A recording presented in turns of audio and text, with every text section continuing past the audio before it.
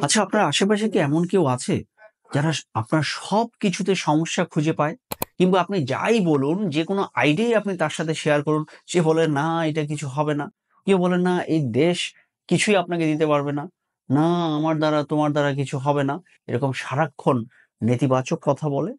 এমন কেউ যদি থাকে, তাহলে কিভাবে সেই নেতিবাচক মানুষকে আপনি হ্যান্ডেল করবেন, সেটা নিয়ে কথা বলব এই ভিডিওতে।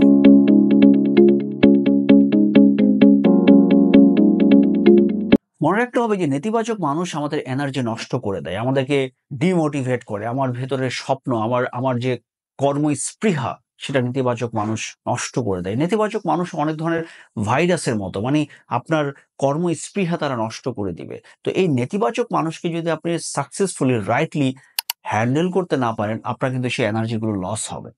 এখন আপনি চাইলেও আপনার চারপাশে অনেক বন্ধু পাবেন যারা নেতিবাচক, পরিবারের অনেক সদস্য পাবেন নেতিবাচক। আপনি চাইলেও তাদেরকে তো এভয়েড করতে পারবেন না। মানে নেতিবাচক মানুষকে এড়িয়ে চলাটা আসলে একমাত্র সমাধান না। কারণ পরিবারের সদস্যকে আপনি কিভাবে এড়িয়ে চলবেন? পরিবারের মধ্যেই তো অনেকে নেতিবাচক থাকতে পারে। তাহলে আমি বলব যে কিভাবে আপনি এই নেতিবাচক মানুষকে হ্যান্ডেল করবেন। নেতিবাচক মানুষকে হ্যান্ডেল করার প্রথম হচ্ছে যে আপনি তাদের কাছে কোনো আইডিয়া হুট করে শেয়ার করবেন না বা নিজের ইচ্ছার কথাটা আগে বলবেন না। বরং আপনার যে ইচ্ছা বা যে আইডিয়া আপনি বলতে চাচ্ছেন সেই রিলেটেড তাদের কাছ থেকে ওপিনিয়ন চান। মানে তাদের কাছ থেকে পরামর্শ চাবেন। লাইক ফর এক্সাম্পল আপনি বললেন যে আপনি একটা বই লিখতে চান। মানে এটা আপনি বললেন। তো নেতিবাচক মানুষ ১ম এ "না, না, না, না, বই লিখে কি হবে? সময় নষ্ট" এটা সেটা বিভিন্ন রকম কথা বলবে।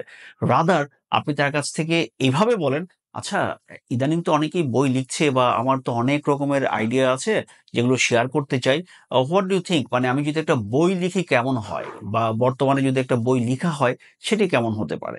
তো এভাবে তার কাছ থেকে যখন পরামর্শ আপনি চাইবেন, সে চট করেই আপনার আইডিয়াটাকে নেগেট করবে না। মানে চট করেই বলে ফেলবে না যে, "না, কিচ্ছু হবে না। বই লিখে কিছু হবে না।" রাদার যেহেতু আপনি তার কাছ থেকে ওপিনিয়ন চেয়েছেন, সে নিজেকে কিছুটা মূল্যবান মনে করবে। তখন পরামর্শ দিবে। মানে চট করেই নেগেটিভ কথা না বলে তার ওপিনিয়ন দিবে। হ্যাঁ, সে ওপিনিয়ন হতে পারে যে বইয়ের বিরুদ্ধেই বলবে। কিন্তু তারপরও চরম নেতিবাচক কথা সে বলবে না। এভাবে আপনি নেতিবাচক মানুষকে হ্যান্ডেল করতে পারেন যে তাকে আইডিয়া সরাসরি শেয়ার না করে আপনি তার কাছ থেকে পরামর্শ চাইতে পারেন।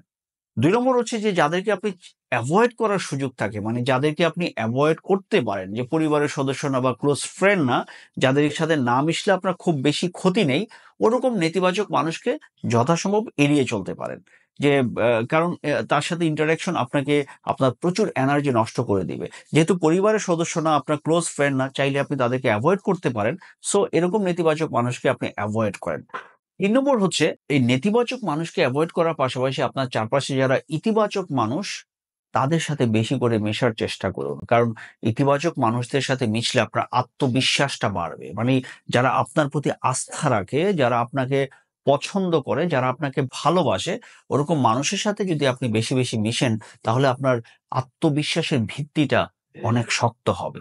তাই নেতিবাচক মানুষকে এড়িয়ে চলা, যাদেরকে সম্ভব, যারা ক্লোজ সম্ভব না তাদেরকে ডিরেক্টলি আপনার কথা না বলে তাদের কাছ থেকে অপিনিয়ন নেওয়া এবং ইতিবাচক মানুষের সাথে বেশি, বেশি মেশা। এই কাজগুলো করতে পারলে সহজেই মানুষকে সামলাতে পারবেন। নেতিবাচক মানুষের কথায় আপনার মোটিভেশনটা কমবে না। সো আপনার চারপাশে এমন কেউ যদি থাকে যারা আপনার কোনো না কোনো সময় আপনার মোটিভেশন নষ্ট করে দিয়েছে, কমেন্ট বক্সে আপনার অভিজ্ঞতার কথা জানাতে পারেন। সবার জন্য শুভকামনা।